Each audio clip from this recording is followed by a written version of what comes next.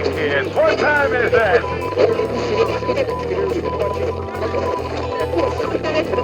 Hey, it's Edson with GeekTime TV.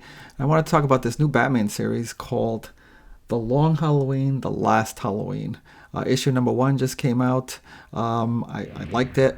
This is a sequel of sorts to the classic Batman, The Long Halloween by Jeph Loeb and Tim Sale, but way back in 1996, I believe. That's almost 30 years now. They did a 13-issue storyline. Became an instant classic, instant Batman classic. I read that storyline at least once a year. And they followed that up with with the sequel to that one called Dark Victory. And the original one centers around this holiday killer. And the greatness of that storyline is it's really classic Batman being a detective trying to find out who this killer is throughout these 13 issues, and it's a classic detective story, which is what the best part of I like about Batman, not just the fist fighting and the gadgets and stuff, but it's actually classic detectives. And the Loeb and Tim Sale had planned on doing a third part here, which is what they're calling it The Last Halloween.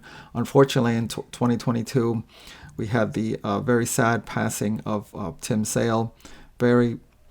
Way too short of a life for him to be passing, especially some of it. Obviously, his skill as an artist is awesome, but it's very sad that he passed away so young. He had so much more to give, and Loeb wanted to go ahead and still do this, even though Tim Sale passed, and he wanted to do this series in honor of him. So what they decided to do is he's writing this 10-part series, 10 issue storyline, with having a different artist for each issue, because it didn't make sense to just have one artist replacing Tim Sale, because Tim Sale was so great. You have to have 10 different artists replacing him, which I like the idea. So issue number 1 came out. The one you see on the screen here is the variant cover with Jim Lee. I like it with that blood red moon. The cover A, I also got cover A, which is looks something like this. Let's see if I can get it up here. Looks like this. So issue number 1, it's just like it brings me back to the original story instantly, both with the story and the art. The artist for issue number 1 is Eduardo Russo, which I don't know that much about, but he did a really good job with this issue. And the storyline the first issue has a lot of the familiar characters that bring you right back to the original story. It has Two-Face, Two-Face, and Harvey Dent and his wife Gilda have been in hiding since the last story. It has Two-Face. It has Catwoman. You got obviously Batman and Robin. In the first issue, you see a lot of that dynamic between Batman and Robin, with Batman still trying to figure out if Robin's really, really ready, and trying to be protective of him, while Robin's trying to be more independent and prove to Batman how ready he is, but maybe not realizing just how dangerous Gotham is. Of course, Commissioner Gordon, and without giving too much away, it looks like. Okay, I'll give this much away, and I'm trying to keep from doing too many spoilers. But in issue number 1, Commissioner Gordon's son gets kidnapped during Halloween, and I don't know if this is going to be at the center of this whole storyline. In other words, I don't know if that's what's going to be where Batman tries to find him, who the kidnapper is, throughout this whole 10 issues, or it's just going to lead to something else. That's the mystery of it. But that's kind of what launches this. And like I said, a lot of familiar characters. I really like the art. Obviously, it's not Tim Sale, but it looks like Russo really tries to capture the essence of Tim Sale's previous art in The Long Halloween and Dark Victory. A lot of use of the shadows and contrasting lighting that show you the mystery of Gotham. I just wanted to maybe show a couple of, like I said, I don't want to give too much, but I want to show a couple of, like here's nice page that's showing what I was saying about the shadows. Maybe one other one.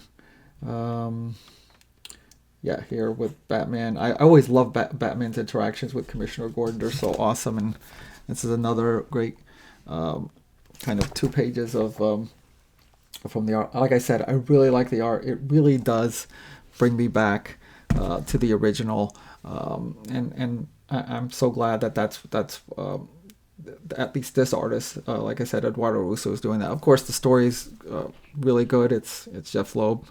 It's great, and I was so happy to see him do a Batman story. I also hear a really quick aside. I also hear he's coming back doing a storyline in the regular Batman comic, which is about which is like a sequel to the Hush story, because the Hush story is so good, and he's going to go back and do that as well, I believe, with Jim Lee in as the doing the art. I'm really looking forward to that. But right now we're talking about, like I say, I know the title's always going to get me on this one: Batman: The Long Halloween, The Last Halloween, issue number 1. If you haven't gotten it, I highly recommend it. I know this is going to be a great story, but it's definitely did not fail to disappoint in issue number 1. I think the only kind of concern I have, and it should not be, definitely not a concern about this issue, but I get where they're coming from in terms of having an artist for each issue, because you don't want to have just one artist do all of them, but in honor of Tim Sale. But I'm a little bit concerned that as you change, sometimes artists tend to be very, very different in their styles, and I don't want it to be where someone's going to be so different from another one that the continuity kind of breaks up because of the different styles. I don't think it's going to happen in this. I think that the artists that they picked, I don't know them all, but I think the artists that they picked are going to try to emulate Tim Sale as much as possible, and obviously, and in issue number 1, Eduardo Russo did exactly that. It did seem just like a Jeph Loeb and Tim Sale story. So again, I didn't know this was coming, but I'm so happy about this storyline. And then in an era where I don't know, last 10, 15 years, where it's like a lot of comics have been not doing very well, not doing really good classic stories, and Batman being my favorite comic book character, this type of event that comes along is just really, really great. Brings me back to some great memories of Batman stories. I'm so glad they're going back to this. Didn't want to have to keep saying that really long title, Batman: The Long Halloween, The Last Halloween, but that's neither here nor there. But again, issue number 1 definitely did not disappoint, and I highly recommend it. And I'm looking forward to issue number 2 and all in this entire series, and then be able to collect it all into one book and make this a yearly reading, just like I do with the original Batman. The Long Halloween and Dark Victory. Let me know what you think in the comments about have you read The Long Halloween? Are you into this new story? What do you think? And please, if you haven't gotten this, go to your local comic book store and get this. You won't be disappointed. And okay, that's it from me. Thank you for watching, and I'll talk to you soon. Thanks for watching GeekTime TV. If you like this video, please subscribe to the channel. If you subscribe, make sure to check the little bell icon anytime someone from our network drops new content here. Want some GeekTime swag? Check out the merchandise available in the GeekTime TV store, linked in the channel description below. Share GeekTime TV with friends, and as always, thank you for your support. We'll see you soon.